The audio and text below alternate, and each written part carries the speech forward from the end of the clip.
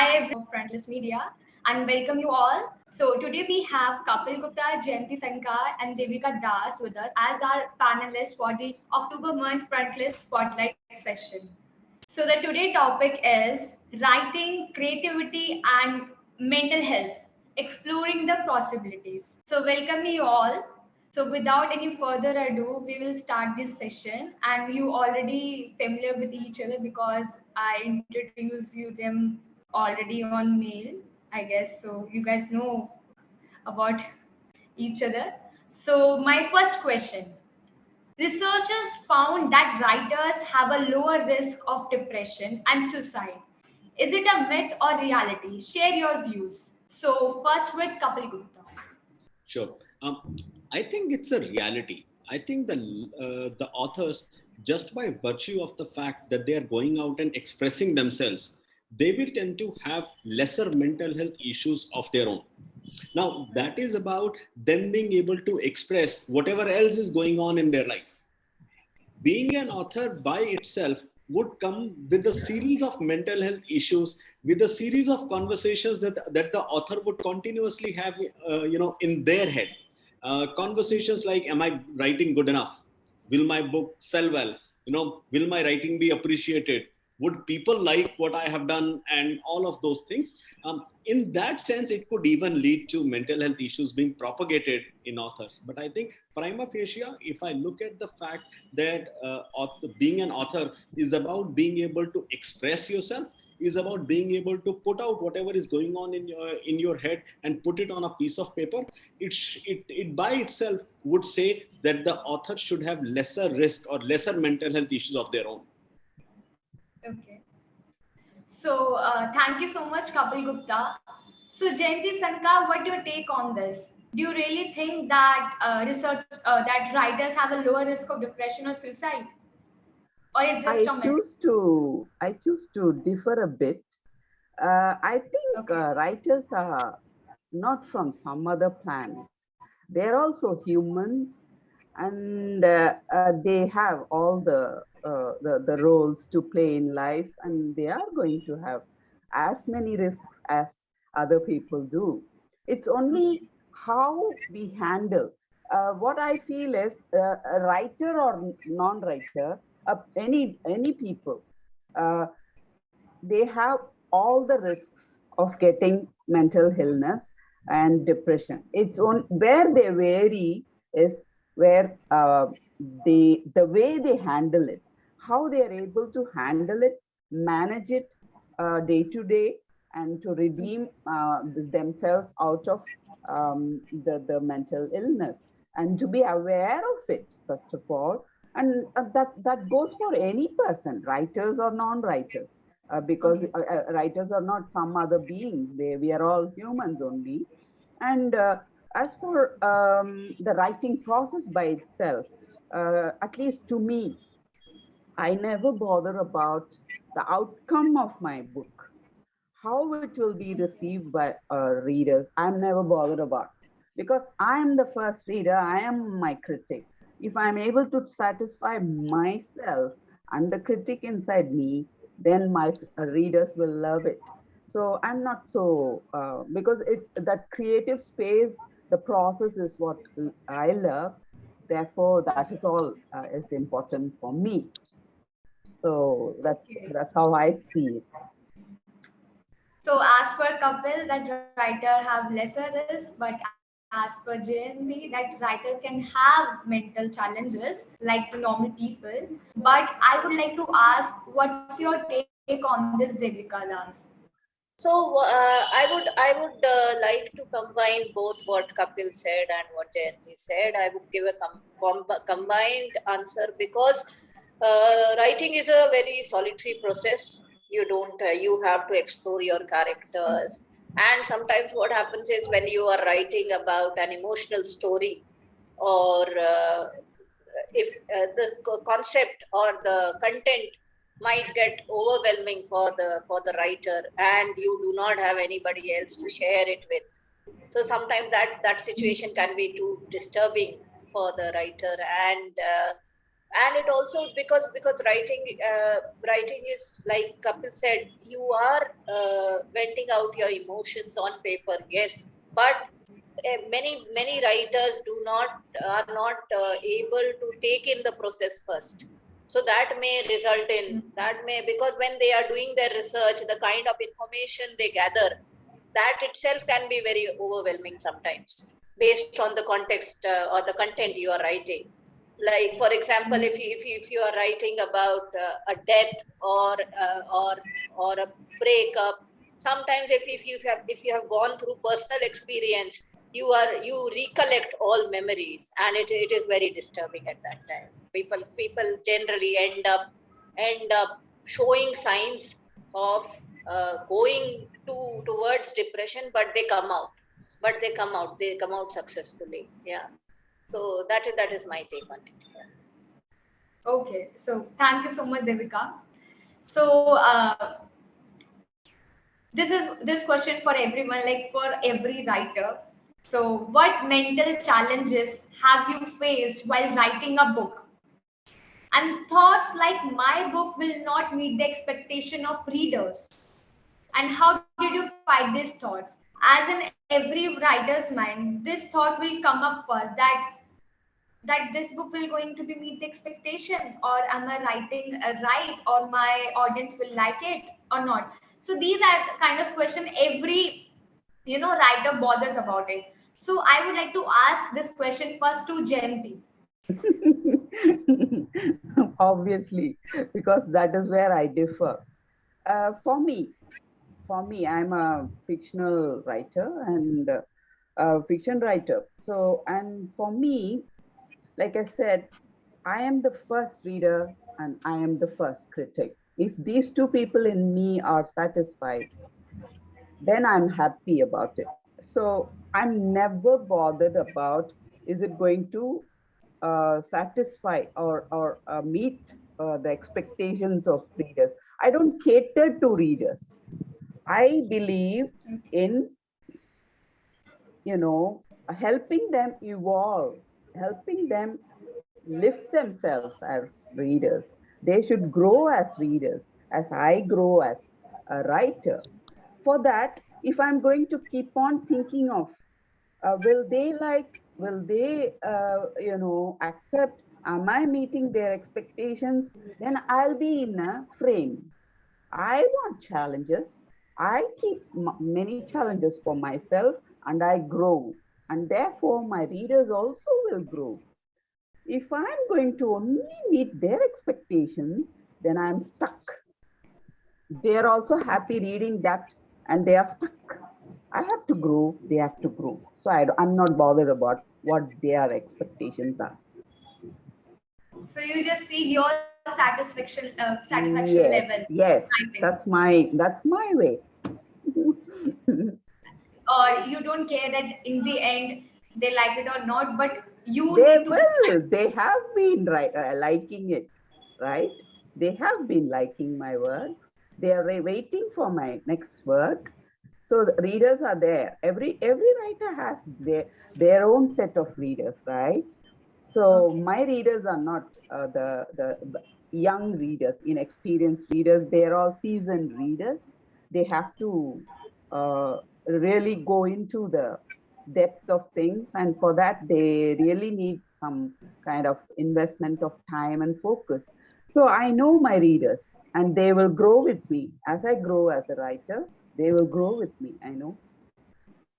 Okay, thank you, Jayanthi. So Welcome. I would like to ask this to Devika, and you are also a theater artist. So, as a theater artist, there always been a pressure that my audience would like it or not, my act, or now the same goes with the writing stuff, because writing is also including theater, right? So the pressure is still there, like both aspects. So you tell me your experience. As an artist, I am a very liberated person, and I think about my act and how best I can do justice to my act. I don't care whether the audience, even when I had written the mind game, I was passionate about writing the sub topic, and I wanted the message out. I did not think about how many people will read it, and I guess the question that you asked, that question arises only when I have to prepare a book proposal, and not while writing, not while writing at all, because when I write, I do not think about who is going to read. And like Jayanthi said, and I would also like to say, in a population of 1.3 billion, even if I get 1,000 people to read my book, I'm very happy. I'm very happy with that. I'm not targeting. See, the commercials. If I bother about the commercials, and if I write for mass public, then I think my objective of writing is a little bit diverted. So I am writing because I like the subject and I want to write about it. That's my case. Yeah. Okay, thank you, Devika. So, Kapil Gupta, what's your take on this? What do you think about this particular not meeting expectation Sure. So thought? I guess my book is a little different. It's not a fiction book. It's actually India Vision. So it's taking care of or talking about contemporary issues. And the entire purpose of writing it was to give people an alternate mindset. I guess the only thing that I worry about is if I am ever going to run into, a reader who is going to agree with everything I have written, is going to like it such that they agree with everything. The intent of my book, and really I feel happy when somebody reads the book, says he agrees with 3 points, but he doesn't agree with 5 other points because, they are totally against their set of beliefs, their set of notions and all. And I say thank you so much, because that's really the objective of what I have done. And I'm kind of a non-author, in all this. So I wrote a book not for the purposes of any commercials attached with it. In fact, if I end up making money from my book, that royalty will actually be donated out somewhere. It's not something. Writing for me is not about making money. I'm an entrepreneur separately, and I think my businesses do reasonably well, such that I don't need to earn money from writing, and that's not who I am. So no, while I can see how some people would have this issue, I don't think I have ever encountered the issue of will people like my book? Will they be happy with it? How would it do? Will it become a bestseller? Will something happen with it? I don't think those are questions that have ever even occurred in my mind once. No. Okay. I just have another point to add. I would just say that if a book is picked by the publisher, my work is done. After that, I don't worry whether it sells 5 copies or 500 copies. It should be picked up by the publisher. Just that, yeah. That is you hiring a publisher, right? They will going to do commercial stuff. I guess for me, my best friend is a publisher, so even that wasn't either a problem or a choice. That's a good thing. Okay, so next question. Reading and writing is a tool of healing and works like a therapy. Do you agree with this? So this question first to the Devika Das, who wrote a book, The Mind Game, like to mastering your emotion. So you tell me your views. Yes, definitely. Writing is therapy for me, and even reading, because I think when I have read books which have made a difference to my ideology or my thinking, I think it has helped very much. And even writing, like if I'm not writing the manuscripts, I am writing poems, and it helps me explore myself in my vulnerable moments. So I think writing has helped me a lot. Yes, it is a therapy for me. Okay, thank you. Kapil Gupta. I don't know if I will call my writing as therapeutic for me. I'm a little, I guess I'm a little too practical for that. Uh, but I can certainly see how both reading as well as writing will be therapeutic for people. See, reading primarily, I mean, some people may do reading purely for the purposes of leisure. But in a lot of ways, reading is a mechanism for people to gain insights. Now, insights into various aspects of their life, insights into the ambience around them, or read alternate or complementary or supplementary perspectives of what their thought process is. In that sense, whether it is therapeutic or not, I guess the first point is reading by itself is about expanding horizons for the reader. Now, if it ends up expanding horizons Okay. for the reader, it will provide them with more mental solace because it will give them different perspectives and it will give them other aspects to consider. So, reading for sure is therapeutic. For sure is therapeutic. Writing, if you are putting your heart out, if you are putting your emotions out, if you are writing for the purposes of gaining solace, for the purposes of gaining peace, for the purposes of gaining mental balance, I guess writing will absolutely be therapeutic as well. Thank you, Kapil Gupta.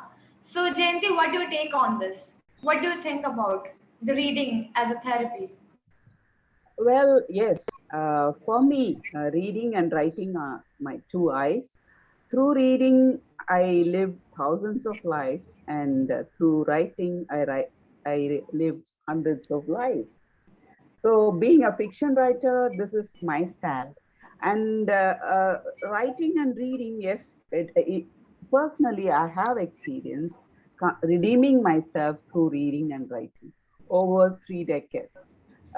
They have really helped me come out of my mental state of mind, which might go into depressive or anxiety also, sometimes mixture of both. So those happen. Reading and writing and definitely music, painting, those things are therapeutic. So many other things are also therapeutic. Long walks, that's how I redeem myself. And uh, I'm very blessed. I'm able to read and write. Okay, thank you so much. So, as you all know, we have a very, esteemed authors like Ernest Hemingway, Sylvia Plath, Emily Dickinson, and Edgar Allan Poe, even Leo Tolstoy, and many more. So, these authors have proven the victory over the mental illness because they have gone through with the mental depression or suicide thoughts. So, what can we all learn from these authors? So these are very esteemed authors that have impacted on readers' life. So this first to Kapil Gupta. Um, this is a tricky one. I guess I mean, I have always looked at myself as a little bit too practical to actually get into anxiety or depression myself. While I have full appreciation for how people would get into that kind of a zone, I have always looked upon as myself as somebody who can't. Uh, and for me, the best therapy is really not reading, not writing, or anything. For me, the best therapy is coming to office every day. People need to spend a couple of days in my office to actually realize and live the life that I live, to actually realize, why I say that that's perhaps the best therapy that I could ever even remotely hope for. But uh, I'm sure it takes a lot. I've seen a lot of people who have gotten into depression, and I have seen quite a bit of people who have gotten out of it. It takes a lot of courage. While, of course, I will appreciate the courage of the person that entered into the phase of depression and got out. But I think I would also, and I would rather more strongly appreciate the patience, the hard work, and the courage of people around the person that got into depression, because that support structure is what really helps the person get out of it. I mean, I remember I had a very close friend who once was, in depression, and I was trying to get him out, and I was doing something, and I got this tight slap on my face.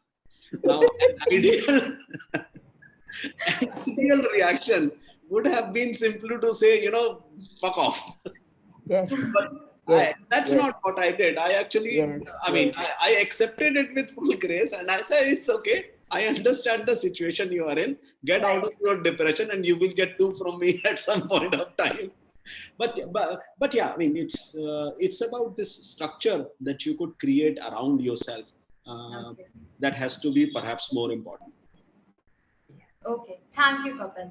So, Jayanti, what your take on this? Okay, I loved what Kapil said, and I think a similar kind of depression two people may have, but each will have his or her own way of redeeming herself. One, Right. for something that might work for me need not work for another person, and what works for another person need not work for me. He was right, and Right. that's how they will feel. Just go away, that's how they will feel. Taking those popular writers you have listed, I do believe that, especially poems, Okay. depressive people have written remarkable poems. The same poet, when she's out of it and she's reading her own poem, she thinks somebody else has written it, and she's amazed by the poem, the standard of it. So what I mean to say is, depression at times brings out outstanding creations. Okay. Like Van Gogh's paintings, he was always depressed, always, chronically. His paintings, he himself has said that my paintings stand out only because of my mental state. So, So, uh, yeah. not about those people have come out of it successfully. Yes, they have come out of it. They have also created, probably because of their mental state.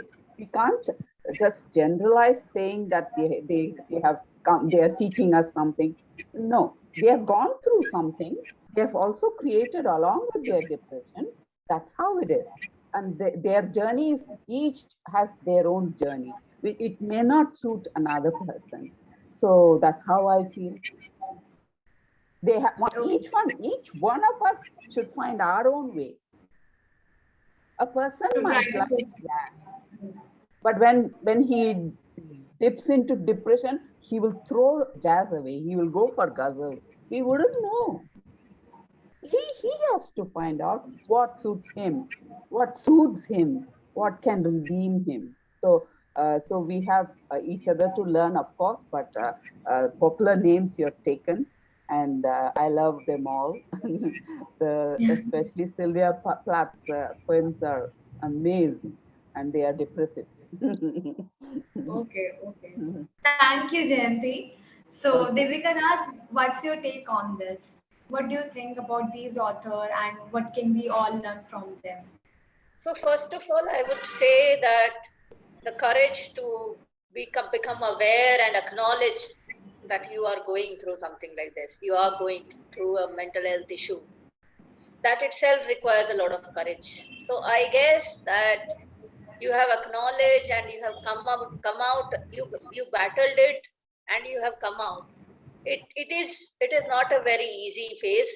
It is a very tough phase for the person who is going through it, Right. because sometimes you may not know that you are going through depression. The it might be subconsciously present inside you, but you are not able to understand. People around you can understand that there is some problem in you. So I guess that they have, and I am an advocate of mental health. I have been talking about mental health for a long time, and I really commend the strength and the courage, and like Kapil said, the support system that the people had to get out of it. I think it is not. It is you have to come out. You have to battle it alone. But to come out of it, you need the help of others. So I think kudos to the people who have come out. Yeah. Thank you, Devika. But I have one question in my mind. when you were writing your book Mental Health, your mind setup was different back then, and now you recovered with everything, and now your mental set is different. So how did your writing change throughout the course? Like proper when you were in mental state, when you were not in your mind setup, and now you have gone through with all this stuff and now you're fine. So did it affect your writing style? So I will say that I don't write frequently for the public. I write for myself, yes. I write daily. I do journaling daily, but that is not for the public to see. So when I am writing consciously for the public, it is I have a thought and a mindset in place that okay, for the next 1 year, this is what you have to think, and you cannot divert or digress from that. You have to be very focused on what you are writing. So I train my mind to get into that author mode or the writer mode. But I think writing is an inseparable part of me. And if I don't write daily, I think I won't be able to sleep and have a good night's sleep. So for me, writing is essential, and Okay. I can never miss a day of writing. But yes, for the public, it is a conscious approach that I conscious approach. Thank you, Jayanthi. Thank you so much, Devika. Thank you so much. It's a lovely answer. So people say writing down the thoughts that are bottled up inside makes a lot of people into the well-known authors, right? Like Jayanthi said, Sylvia Plath.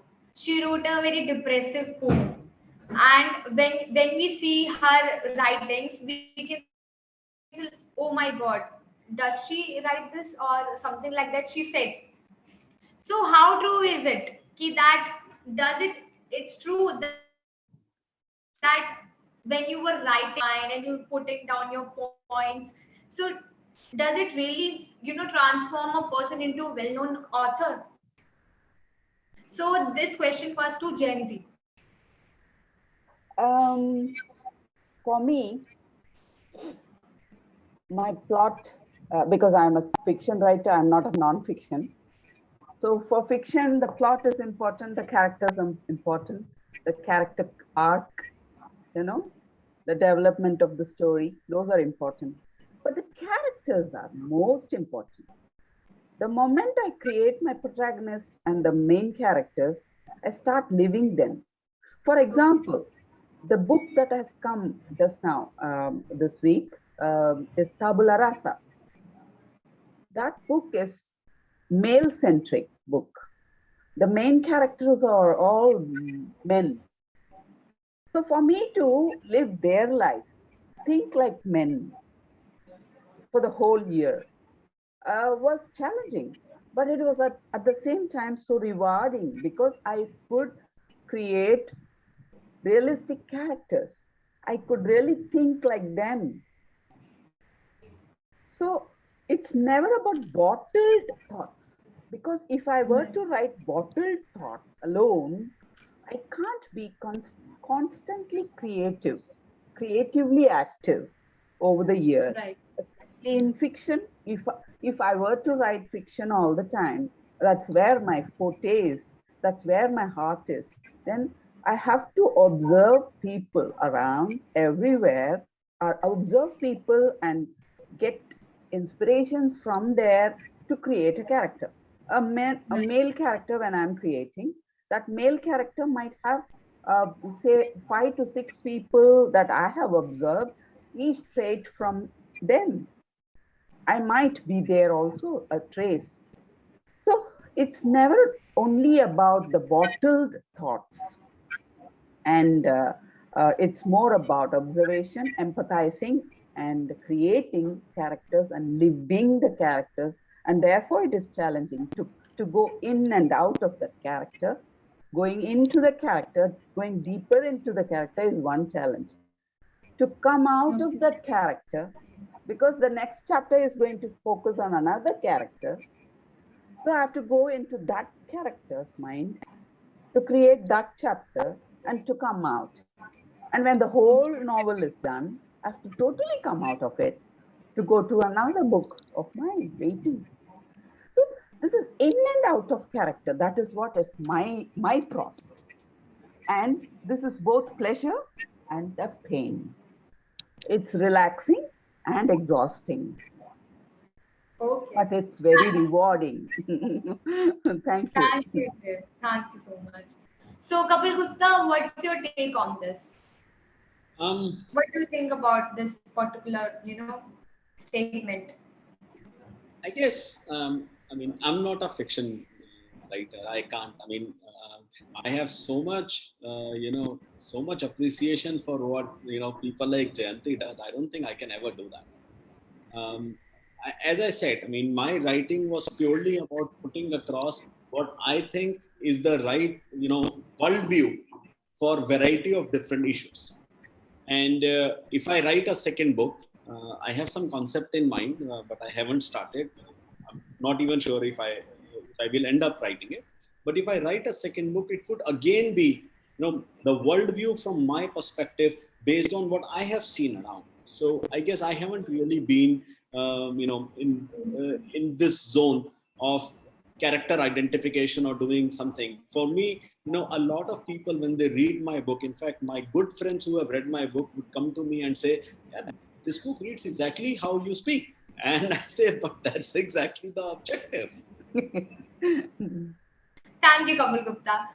So what's your take on this, Devika? What So I'll just say, yeah. So said? I'll say that like Jayanthi and Kapil have mentioned, each book has a different emotion attached. So it is like with every story, like I have written both fiction and non-fiction. So when I was writing fiction and living the character, it was fun. It was fun.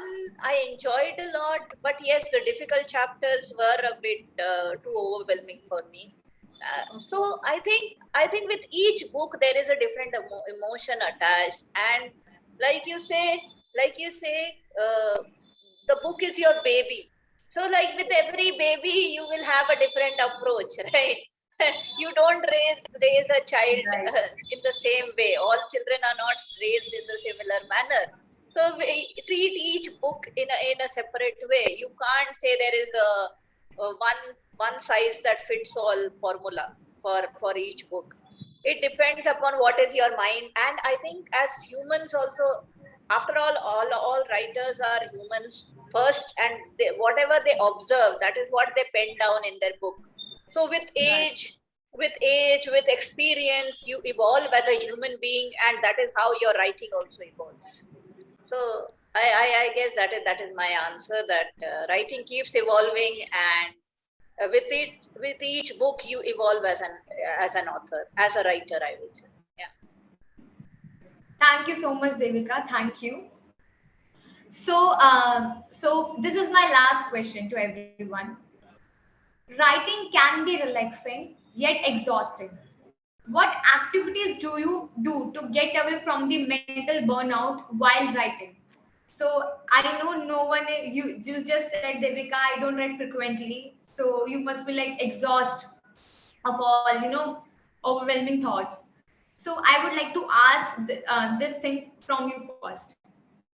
So I have a lot of activities. First of all, I am a full-time employee in an IT company. So my work keeps me busy when I am not writing. And my corporate life is also very interesting. Yeah, so and exciting as well. So Kapil may be able to relate to that.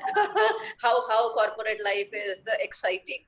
And I feel the corporate life has given me a lot of people to observe and different moods to observe. So I am an observer at office. I keep observing people and their behavior. And if I'm not writing, and as I said, I write daily. But if I'm not in a mood to write, I will go watch a theater production, or I get engaged in a theater activity. Like I think in a year, at least 3 to 4 plays I am acting in. So it is a very cumbersome process. So Okay, okay. yeah, so but I am never, I don't have my mind idle ever. It is, my mind is active with something or the other. Yeah. So this is your approach that you do to get away from mental burnout. But if someone needs your advice, like if they want to do something to just get away from mental burnout while writing, what advice would you give to them? See, it depends upon what are your interests. You will be having some other interests, like people practice gardening, or they go for a trek or hiking, or they just explore nature, or they get engaged in cooking. They learn different recipe and they try that out. So you can engage yourself in different activities which are not related to writing. And I would also, and I have one suggestion for all the people who are listening today, that if you are having, if you want time off from writing, please do not access social media. Please, it will give you jitters. Because when you are not writing and you keep seeing influencer posts or other people writing so much, you might get into an inferiority complex that you are not writing. So Right. if you are taking time off from writing, please take time off from social media also. Thank you, Devika. So, Jayanti, as I already know that you are a nature lover and you are a watercolor artist. So, but I would like to know what activities you do to get away from mental burnout. Yeah, normally to get away from writing, the first thing I will do is reading. Okay. I always have a list of books to be read. It's all ready for me to read. And sometimes I reread the books that I have read long Oh, back. So, other than that, if I'm going to avoid writing as well as reading, then I will go for painting. And if I don't want all the three, I will go wear my shoes and go to the nature reserves. Just keep walking. Think blindly without any objective. Just moodling away. Just think, and that suddenly gives sparks, unexpected ideas, unexpected mm, themes. So, just like that, without any aim, without time targets, without any plan to come back and do this, that, without any thinking, just watching around all the birds and the trees. I love trees. I oh, love to be amidst the trees. Trees always make me so happy. So I love doing that. okay. Thank you, Jayanti. So, Gupta, what's your take on this? What activities you do? So I have never experienced mental burnout. I mean, Okay. it hasn't happened to me. I don't think, I hope, I sincerely hope it would never happen to me. However, Okay.